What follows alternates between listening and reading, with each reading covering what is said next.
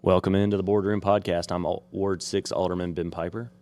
I'm Ward 4 Alderman Chad Wicker. How you doing, Ben? I know it's been a couple of weeks since we had a show, but you had the Snowmageddon and Ice-mageddon or whatever you want to call it.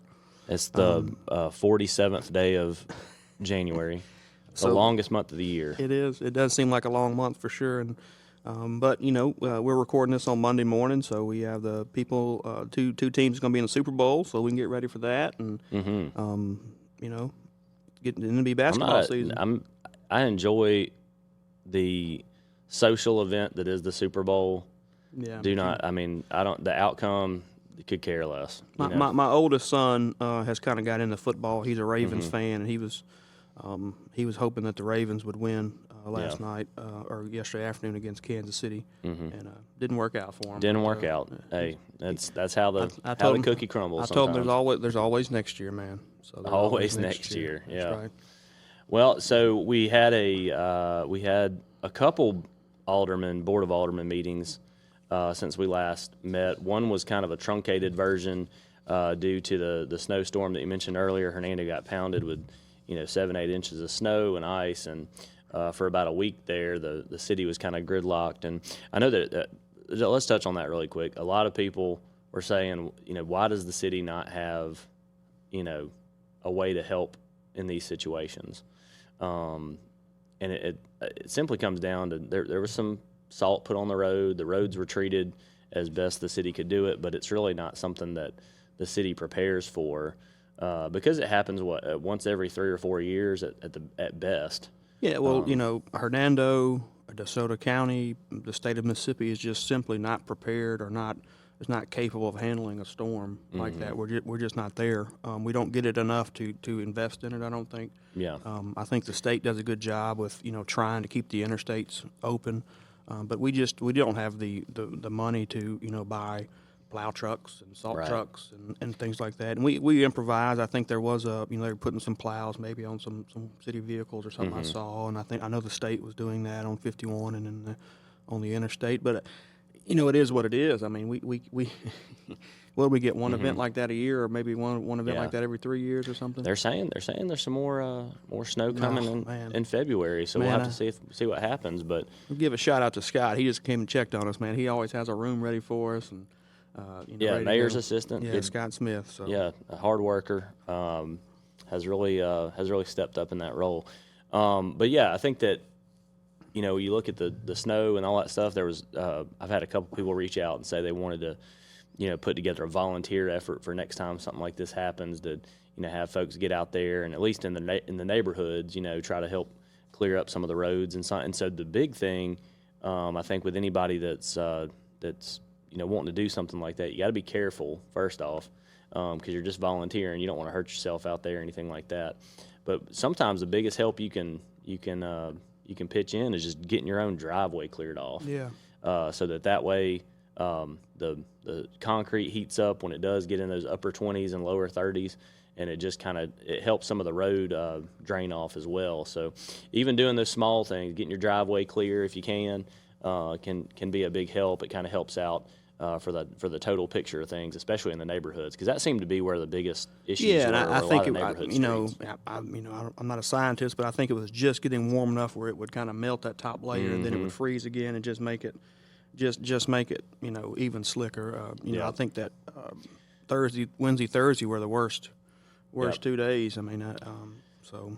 But we had a shortened meeting because of that on our normal. Yeah, Tuesday, so we had a meeting Tuesday. set up on the 16th, I believe is what it was, wasn't it? Yeah, January 16th, and we basically just paid the bills and took care of all kind of non-controversial or any issues that did not require any public participation to keep the city going, and then recessed that meeting until January 23rd because there was some items on the planning docket that we would have to review, some appeals and things like that, and we knew that. The citizens would want to come in and speak to that, so we recessed it. It was nothing that it was too urgent, so that's kind of what we did. I don't really think there's a whole lot to talk about the first part of the meeting that we did on the 16th. Didn't last very long.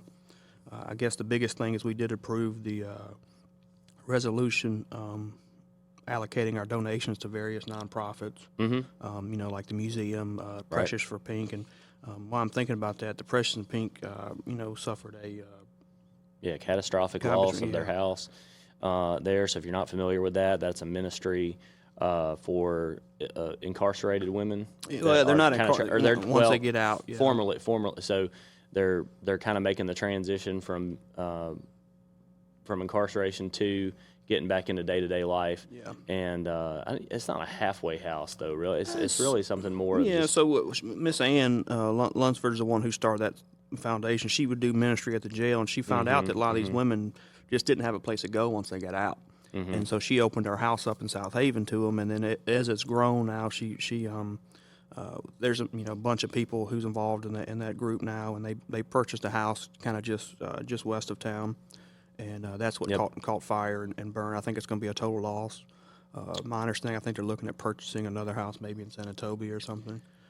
But they're going to go bigger and better. It's just it's God's will. So I've talked with some of the board members for that organization. They said the biggest thing right now is just if you can donate dinner or breakfast or lunch to those ladies. It's 15 ladies out there. I know Lindsay and I got a little taco bar set up out there for them last Tuesday. Did a little Taco Tuesday celebration out there with them and got that going. But just getting them fed is the biggest thing right now. Right. Not necessarily monetary donations, but just making sure that they've got food to eat, breakfast, lunch, and dinner, trying to get them back on their feet. But so that's the big thing for them. You can look if you're friends with me on Facebook, you can see the meal train set up.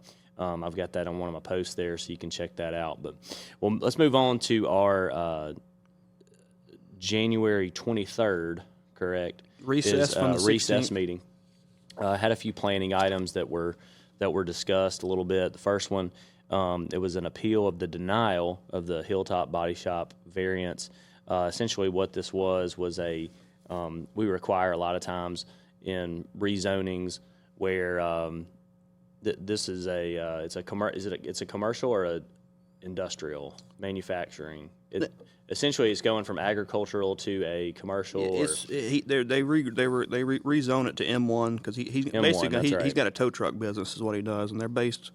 I know a couple of the people in the family there. They're good people. Anyway, and they have a business just north of State Line Road in Memphis, and they're on the hilltop there. If you're familiar with that area, okay. And so he's moving that business to Hernando, and he purchased some land there, Ronnie Rowland, and because of the topography of that area, it doesn't make a lot of sense to have a 10-foot fence, which I think is going to be required, and to have the 30-foot buffer. And so that's what he was asking for. A 40-foot buffer. That's what he was asking for, is a little relief. A little bit shorter fence, a little bit less of a buffer. Yeah. And it was kind of worked out with the neighbor. I think the Planning Commission denied it because there were some neighbors that were concerned. There was. If you know where that property is, it's up there on 51. I think there's a church on one side. I think that's actually your ward, isn't it, Ben? Yes, it is. So I think that got they had a meeting of the minds, if you will, between the business owner, some of those neighbors, and they got it hammered out and worked towards a compromise. So that was why that denial was flipped there. I think it was a 6-1 vote to flip that one back over. So another bit, it's a business that's coming to Hernando, which is a positive thing. And they're a family from Hernando. They live in the Nesbitt area there, I believe, and so they're bringing their business to Hernando because we're trying to change that perception that we're pro business here. So yeah, I think in a lot of situations, I think some people will ask like, well, what is the point of the Planning Commission if they're going to deny something and then it ends up getting passed anyway? Well, it's because it provides a forum for feedback. The Planning Commission really reads the black and white of what is allowed and what isn't allowed, and will say, look, this is just not within the confines of what our ordinances allow. Okay, well, is there any sort of compromise? Is there any area for compromise? Sometimes developers and business owners say, I'm not compromising at all. I want it this way. Is my way or the highway? Well, then it's hard to say yes to folks that are like that. And then sometimes when people are willing to, get together and come up with something everybody can live with, it just takes that extra layer of approval. It takes that extra level of conversation to make it work.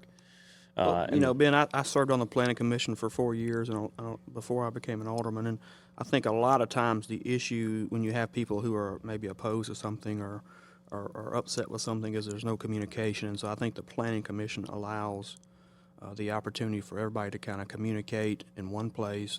And like this here, I think the gentleman was upset about the fence and didn't understand what kind of business and what kind of people were coming in there. And so I think they, after the Planning Commission sat down and talked about it, and I think they came to a compromise. And, we're getting, the city's winning, we're getting a business there.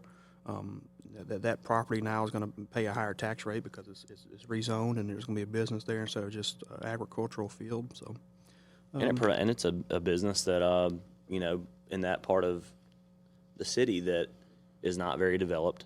Nesbitt's not very developed. That's right. So it's in some ways you have to look at that Nesbitt Road, Pleasant Hill corridor as kind of a stopgap between South Haven and Main Street Hernando.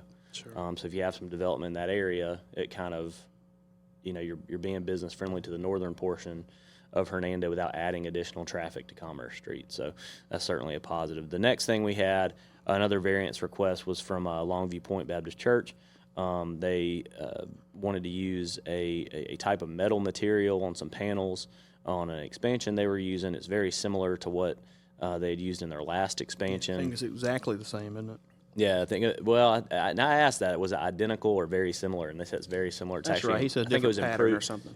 Yeah, I think it's even improved a little bit. It kind of looks like board and batten, if you're into that sort of thing, design wise. But I think it was again another 6-1 vote to flip that decision from the Planning Commission. I think really just everybody on the board heard from a lot of the church members just saying, look, we're trying to get this expansion done for the kids of this community. I think for the special needs kids of this community as well, to kind of have a home within our church. I think it's really going to elevate the outside appearance of the building. Aesthetically, it's going to be an improvement, and that was kind of the what the pastor mentioned when he filed their appeal. So I think it is something that again, it's not a straight metal building, and I think that when those guidelines were put into place, the goal was to not have standalone metal buildings that were just 4 walls of metal and a metal roof, on the main street of the city. But this is something that's more complementary to the overall look of the building. Yeah, you won't know any difference in what it looks like now. And what I brought up at the meeting too is I think it may be time to look at some of these, some of these requirements and maybe. Mm-hmm. And not saying that we need to loosen them, but bring them up to the material that's available today. That what they're going to be putting on that building is if not better, at least just as good as what they could. I think they mentioned was it the Hardy board or whatever. Mm-hmm. I'm not familiar with all that, but that's something that I don't think people would like to see there. But they could use that instead of the metal. And the metal I think lasts longer is their thing. Obviously, I think it's a little cheaper than doing a full brick building, so that's the probably the reason why they were pushing for the metal. But I know that's the thing that can't. A lot of times that's the first thing that people mention to us with these variances, and we have to say, well, we can't take that into account. That's right. The financial implications for the applicant is nothing that we can ever take into account. Sure. That's something that's always to the outside. What the point of these guidelines is about aesthetics. It's about safety for the buildings and the structural integrity of the buildings and those kind of things. That's really what the guidelines are in place for. And I don't see how, this is something that causes any kind of public safety issue or any kind of structural issue when they're in place like that. Sure, and again, I think they're good neighbors there. I know we heard from a lot of the members there. I know a lot of the members of that church, and so I think what we approved to do was reasonable and not something crazy. A lot of cities have an ordinance where they can have a percentage of the building metal. Or this new material. It's not really metal because it doesn't look like metal to me. And a lot of people probably don't even understand or notice, but like the energy building we approved on Highway 51, that's a metal building, and it looks nothing like metal. But a lot of people, I brought that up at the meeting we have some precedent to do that in the past, and we take every application one at a time and make sure it makes sense and is reasonable for Hernando. So that's pretty much it on that one, Ben. Do you have anything else to add? No. What's the next one? Was the Edgewater? Yeah, the Edgewater PUD. And so there's a gentleman, I think he has a auto repair business in South Haven. It may actually be called South Haven Auto Repair. and he would like to or wanted to move his building or his business to the city of Hernando, and this piece of property was right behind or right next to Birch Realty there, if you're familiar with that area, right right across from the fire station in Holly Springs. And we had I wouldn't think it was a lengthy discussion, but there was some discussion about that at the meeting. I think at the end of the day, I think Beth made a statement that that's her area there, and she had heard from a lot of people in the Edgewater subdivision, and they were opposed to it because of the vicinity to their backyards or whatever, and so it was actually turned down. It was a split decision. I think it was 4-3. 4-3. Very close vote. Myself. I think we split on that one, man. You should have come to our side, man. We'd have been the winning side if you'd came to our side. Yeah, that's true. I think for me, if the alderman for that area really, steps out and says, I'm not necessarily for this, or I'm voting to deny it. It really, a lot of times I look at it and say, well, then they need some amount of support if this is something that they've gotten a lot of feedback from, because a lot of times people just reach out to their alderman. Sure. They don't necessarily reach out to everybody on the board. I think you have to kind of trust that a little bit. If you're hearing from a bunch of people, then like Beth said, she had heard from them. She's kind of those, like you mentioned, those people's voice in that area. My concern and why I supported this particular application is because what he was trying to do is no different than any other building. Anything can go there now, and it's going to be just as close to that fence. Potentially, yeah. As the automotive repair shop was. I think, the history of this, I think there's been some bad blood with some other auto repair shops in the area.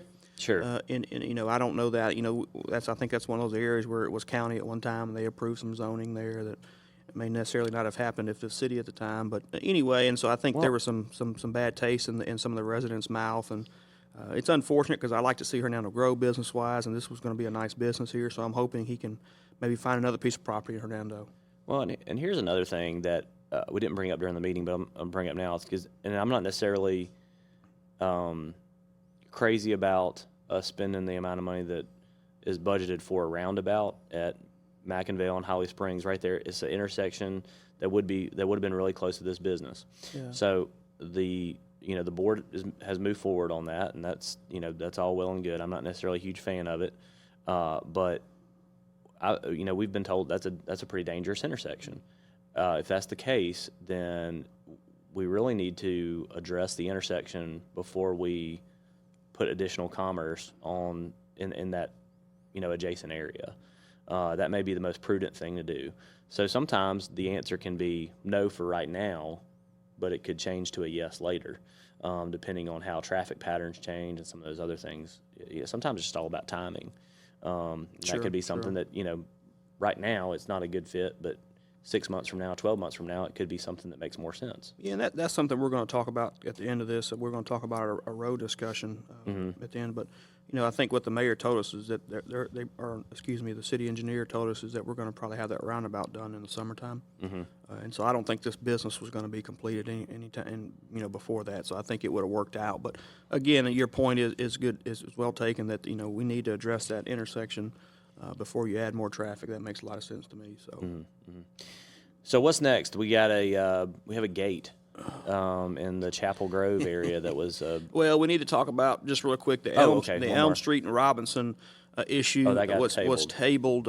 And what I'm going to do is I've actually been in contact with the developer John and Alderman Lynch, Natalie, and we're going to set up some type of maybe community meeting with the residents there and see if we can work out some kind of compromise to that piece of property. I think there is some people opposed to it, but again, I think it may be some miscommunication to get everybody on the same page and make sure everybody understands what's trying to be developed and what's really going to be there. And if if it doesn't work, it doesn't work. But I think just have everybody in the same room and talk about it is the best way to handle those things. So anyway, that's tabled to maybe sometime in February.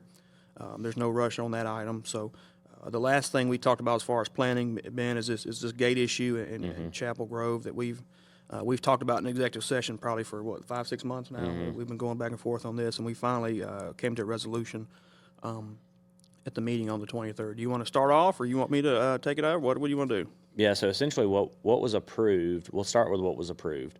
What was approved was a 24/7. In 2017, I believe, or 2019, I'm sorry. 2019. Yeah. So what was approved in 2019 was for this Chapel Grove neighborhood that would connect to Montclair, in the back of Montclair, and that there was a gate to be constructed there that would be locked. And I guess emergency personnel would have a key to the lock, so they would be able to get to and from there because there was concerns about how much traffic would come out to Robertson Gin Road. So that was what was initially approved. As the Chapel Grove neighborhood has been developed out, that road has been all connected through there, and I guess there's been more traffic. I think some of the residents on Robertson Gin Road have said, you got people with ATVs, kids with ATVs going through there and rutting up their yards and that sort of thing. So there's been some concerns over public safety with some of those things. So they've asked, where is this gate that was supposed to go here? The developer's saying, well, what kind of gate do you want? What do we need to put in? And so it became incumbent upon the city to figure out what sort of gate he needed to put in. I think the city attorney had said that a locked gate on a public street would not be something that would be permissible. There would be fire code issues that a fire marshal would have to sign off on a locked gate, which was not going to happen for public safety concerns. How would you get an ambulance or fire truck through there in an emergency situation? And so the board ended up kind of coming to a compromise to say, okay, well, what about a 24/7 access gate that kind of opens and closes, some sort of motorized gate, something like that would work out to kind of help restrict the flow of traffic, but also provide some amount of security and public safety concerns being assuaged there. I think that's about as quick as I can summarize it. That's a long summary. So if I'm thinking about it, so Ben's always the one that reads off these long motions because he does it so fast. He's like the little computer thing. Boop, boop, boop, boop, boop. Yeah. So, but I think you touched on it. So essentially, in 2019, as part of a compromise, the city agreed to create this access road between, I believe that's Montclair, and Montclair and Chapel Grove, because they didn't want the traffic cutting through there from Oak Grove. They thought it was going to be a big issue for them, dumping on the Robinson Gin. This is another situation where the city kind of bumps up against the county, and it's kind of confusing there. I think I'm trying to think of the lady's name that spoke out. She lives right next to where this comes out of Robinson Gin, but she actually lives in the county. Mm-hmm. And anyway, so this thing's been going back and forth. I think since last summer. I think when we first found out about it, I believe there was some type of letter or something from the fire marshal about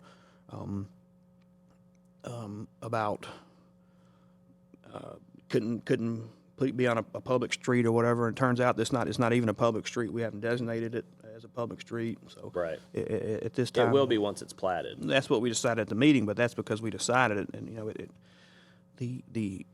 this is again, I think, just where there was no communication, and then there was rumors going around, and I think people were saying one thing, other people were saying other things, and our city attorney, I think, did a great job of reviewing this, getting us all on the same page. I think he was in a difficult position. I think there were some political forces that were on both sides of this thing. So it's a great great Ben. It's a great local politics issue. Right. Where it's well, and I mean you got two sides, and then you got the law. We have to kind of fight out, and I think we came to a good compromise, but. I don't know why, if this was such an issue back in, that it was illegal or couldn't be done, why our fire chief, our police chief, our city attorney didn't say anything back in 2019. And that's why we are in the situation we were put in. And I'm not trying to say I know those guys are all great guys, but, this is kind of cleaning up a mess that we shouldn't have had to clean up, in my opinion. And sometimes the answer to that is that they weren't asked. Yeah, but it's their job. It's their job to speak up. That's what they get paid to do. But sometimes the question needs to be asked directly in a public meeting for the minutes. Yeah, that's right. There's times where I will do that. I'll say, "Hey, Chief, what do you think? What's your thoughts on this?" And they'll say, "Well, look, this intersection isn't that dangerous. We've only had a couple accidents there over the last 2 years, or whatever the situation is. We haven't had any incidents on this." Okay, well, so there's a perceived danger. And then there's the reality, which is that there's not a danger or whatever the situation may be. But it's, it is something like you're saying. It's a local deal that it affects a lot of people. I think that when you have people trying to get around Oak Grove Road and get around the Oak Grove school traffic, they're going to look for any kind of cut through roads they can get to, and it does cause problems for some folks, because when people take a cut through or a shortcut, they don't do it going the speed limit. They're trying to rush and go wherever they're going to. That's right. I mean, that's what causes the problems. I think there's a concern that people are going to cut through there, get on Robinson Gin, and so putting some type of, basically what we agreed to, this 24-hour gate is no different than a speed bump or a speed control device. I know there's been some rumor that, you can't block the street, blah blah blah. Those people are not attorneys and don't know what they're talking about. What we did was legal and is appropriate, and is the best I think we could do in a situation. We had our city attorney saying that if we put a gate up, we could be at some liability. And so I think we worked out the 24-hour gate thing. I think that's going to be great. So the planning stuff, the planning items on agendas always have the most conversation. If you have followed us very long, you'll definitely notice that. But the last thing that we touched on was a paving plan for the remainder of this budget year. Ultimately, we're still kind of kicking the can down the road, unfortunately, a little bit, to see to see how things look with the ice and snow that we got. I think it uncovered some, pre-existing issues with some of the streets. There's some potholes that are absolutely going to need to be filled. There's going to, be a lot of needs out there, and there's always more needs than there is resources. Sure. So I think right now, what we have budgeted for it was around 1.4 million.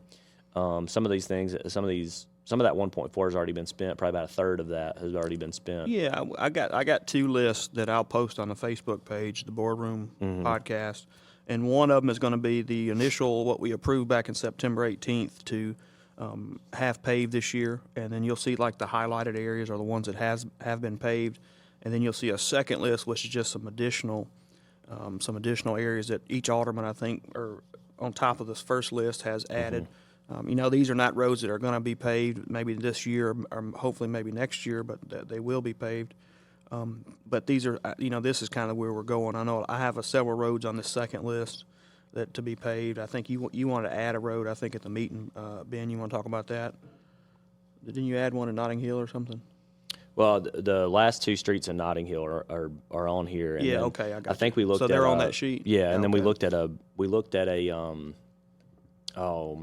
micro seal. Micro seal we did on Brody Road in Ward 6. We're looking at it for Wooten Drive as well. And those are roads that you're able to do quite a bit cheaper. They don't have the curb and gutter and that micro seal. Sure. You can spend maybe $50,000-$60,000 and get several more years of use out of the streets. But when you look at that, basically, essentially, what we're looking at here, with a lot of the roads that are left, or a lot of the money that's left to be spent in our paving budget, is we have essentially about $500,000 to $600,000 that we can spend in this budget year on streets. If you add up everything that is on this proposed list, you get quite a bit more than that. Yeah. And when I say quite a bit more, you get about $1 million. Well, and everybody knows that inflation is the last couple of years have increased. The government's no different. We see inflation too. I mean, I think he's got the price per load here is $185 per ton, and 2 foot for milling. So that's what it costs to pave a road. So, like for instance, in my area, Terra Drive from Parkway to Pebble Creek there is 5,300 by 36 feet. So it's $335,000 to pave that road. Right. That's a significant amount of money of our budget. And you want to talk about our funding, what we've been doing there, Ben? Right. So a lot of the funding for our paving projects have come from the Mississippi Modernization Development Infrastructure Act, and so that money comes from internet sales tax, and then a portion of the paving budget comes from the general fund. You have to kind of balance that out a little bit because there are some there's some formulas with the state where you have to spend money out of the general fund on paving. You cannot just spend internet sales tax money on your paving. There has to be some balance to it, or the formula gets out of whack. We're not going to get in those weeds. But that is where this $1.9-2 million or so is coming from for neighborhood streets. I really pushed for $2.5 million. I thought that was the right number that we needed to come in at. I think that would have been an accurate reflection with these numbers that we're seeing now, but it is what it is. The big thing with it, again, going back to the Mackinville-Holly Springs roundabout, and that one's already started kind of getting down the road. That one's going to be $400,000 to $500,000 that we may have to say, look, we got to wait to get this thing done. Or maybe split it up between 2 budget years. Split it up between two budget years or something. That's a big chunk there. I think you just mentioned we got about $500,000 left or something, that project is estimated to be $500,000. So if that was something that was divided up, then maybe you get more things done on this January list that's out there. If Terra Drive somehow gets divided up, that could be something. Yeah, that makes sense there. Some of those are bigger ones that I'm asking for. I think I assume that they would be split over some budget years. There's some areas we could do some of that. I know they need them bad. DeSoto needs it bad, and and with this ice and stuff, that just tears the roads to pieces. So. The other part of it too is that once a road is overlaid, then it basically starts a 15-year, 18-year clock where that road's going to have to be overlaid again 15 to 18 years later because the road will eventually get tore up. So it bears the reason that if you're going to get a neighborhood paved or a certain area paved, you want to try to do it all within like a 3 or 4 year time frame where that neighborhood is all taken care of within a 3 to 4 year time frame, and then it's good for basically a decade and a half, 2 decades. Until it's in a stage where you have to get it overlaid again. That's kind of just the common sense approach that I've taken, at least in my area.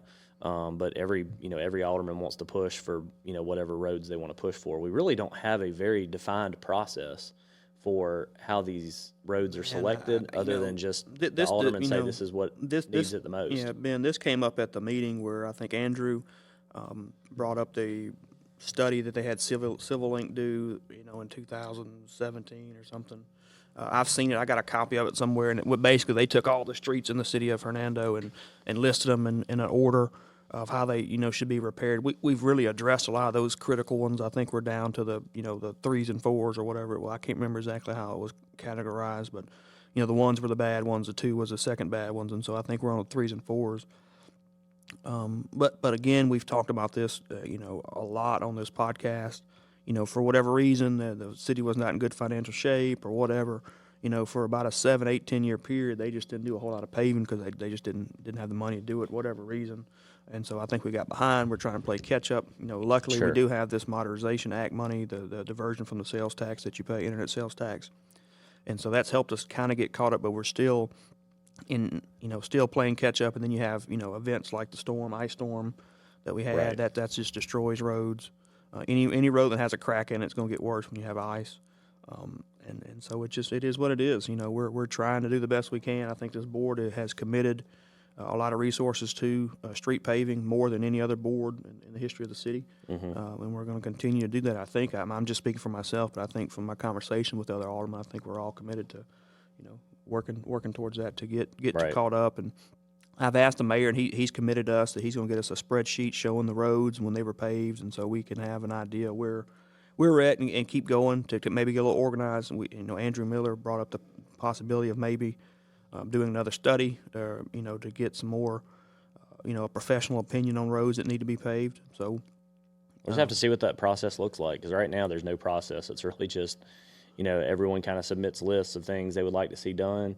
That list is always going to be greater than the amount of resources. Sure. And then the kind of negotiating and sausage making happens from there. So, all right, Chad, so we've talked planning, we've talked about some gates, we've talked about streets, we've touched all the high points. I guess that's all we've got for this week. coming up in February, there's you got the daddy-daughter dance. That's big. Oh, big man, deal we going got to on. talk about Hernando the Young Women's Club. Yeah, You got that's the Mardi right. Gras Ball with the crew of Hernando coming up the Yeah. second weekend. That's the 10th. It's a busy month. Busy month. A lot going on in February. That's right. We So- got meetings on the what is that?